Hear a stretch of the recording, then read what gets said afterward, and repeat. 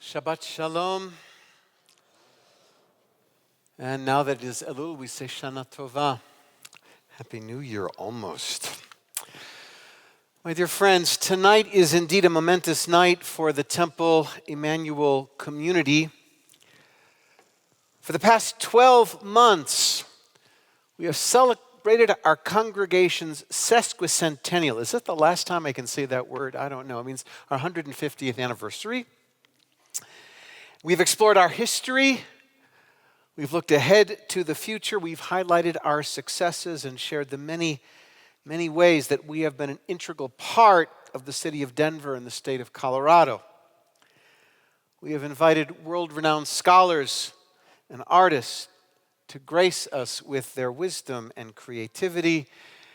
And we have set the stage for our continued growth and success into the future.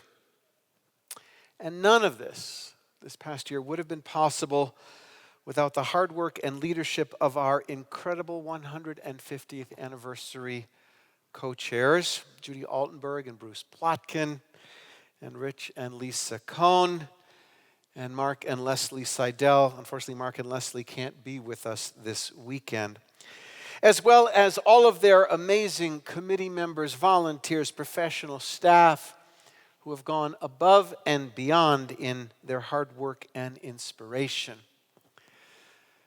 Now, when we planned this special weekend of activities, our goal was to focus on rejoicing in our successes, which are many, and celebrating this incredible milestone.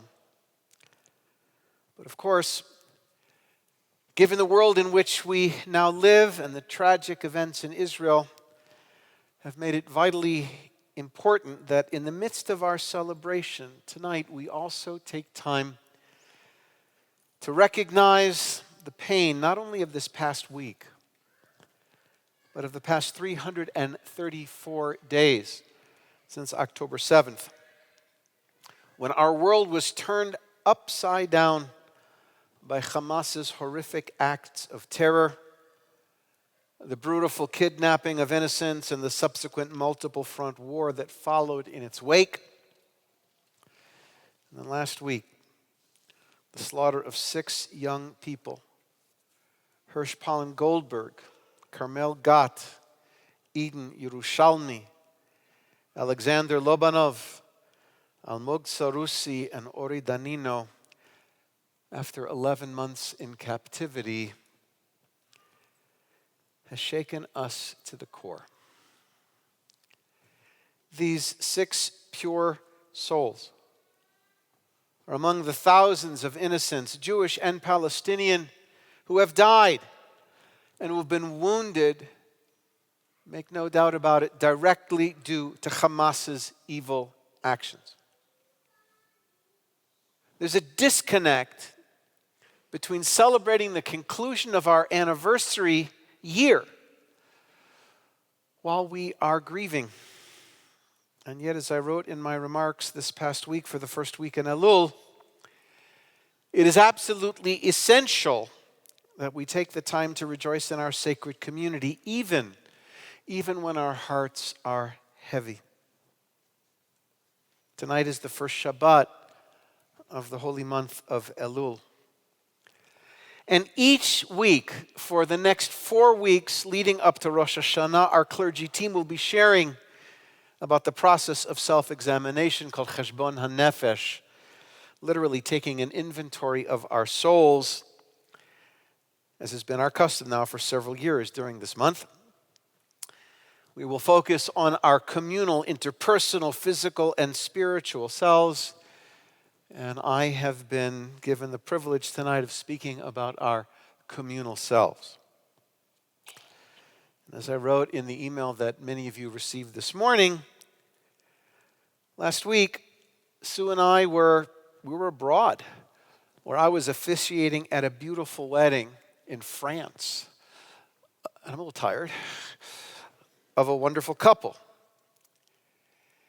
Now, a highlight of every Jewish wedding is the chanting of the words, Od yishama ba'arei Yehuda uvechotzot Yerushalayim.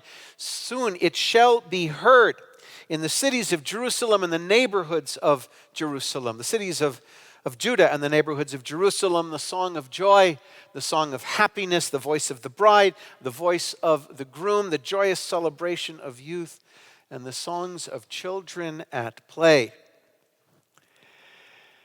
And I must confess, it wasn't easy to chant those words. These words which speak of the longing to rejoice in our ancient homeland. It's hard to sing those words while parents were burying their children and Jews around the world were filled with grief and uncertainty. The joyous act of celebrating a wedding seemed incongruous considering the grief, anger, and fear that was once again kindled since that heinous attack on October 7th, again and again and again. And yet we did not refrain from our celebration. For to have done so would have been improper. It would have granted our enemies a victory. And so when I chanted those words, those ancient words under the chuppah, the wedding canopy, I spoke about our pain. And when the glass was broken at the end, I shared how our history has always been filled with both joy and brokenness. And this is what we do as Jews.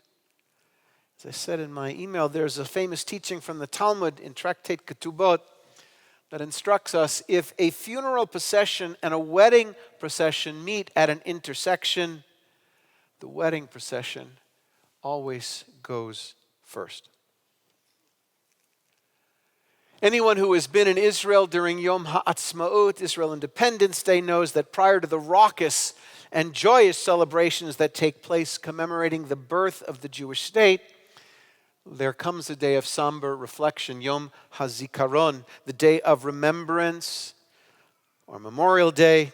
And for 24 hours, the entire nation focuses on remembering those who have died in defense of the state of Israel and have been victims of acts of terror. And then, at sunset, immediately, the mood inexplicably changes. Reflecting the words of the 30th Psalm, which states, "You turned my mourning into dancing, you removed my sackcloth and clothed me with joy." The grief of remembrance is not forgotten, but it is supplemented by a resolve to celebrate the fact that evil and violence cannot destroy hope and purpose. And so over the course of the past 334 days of fear and war, one of the most important ways that we have found solace and support was through the vehicle of coming together as a sacred community. It is in community that we share our experiences with other like-minded individuals. It is in community that we find the ways to answer the slanderous lies that our enemies spread about us. It is in sacred community that we find God's presence reflected in our common heritage and our longing for divine connection. And so, as we will do each week, there are 7 questions that you received as we enter into the sacred month of Elul about our relationship with our community. Number 1, how has the tragedy of October 7th and the war that has followed brought me closer to my community? And how have these events distanced me from my community as well? Number 2, there are many people who are passionate about what is happening in Israel and Gaza, and we do not all agree. How has this disagreement affected me personally? Has it changed the way I view my community? Number 3, have I allowed the current divisive rhetoric so prevalent in the current U.S. political climate to impact my relationships with people in my life who do not share my political views? Number 4, everywhere we look, we see a rise in anti-Semitic and anti-Zionist rhetoric. How has this affected my relationship with my community? Number 5, when I'm at synagogue, Have I done all that I can to make others feel welcomed in the same way that I want to feel welcomed? Number 6, when asked to support the important institutions in my community, have I stepped up and given as much as I could or I should? And number 7, how often have I allowed myself to retreat into my own bubble when I could have participated in activities that connect me to others in my community? Now, these questions are in no way complete. They're designed to help us with the process of cheshbon hanefesh, to looking deep into ourselves and our souls as we enter into this holy month of Elul. And we want to hear from you. If you have thoughts or questions or comments about anything, let us know. And so let's pray that we may utilize these and all of our questions to help gain a better understanding of our communal selves. L'Shana Tova and Shabbat Shalom.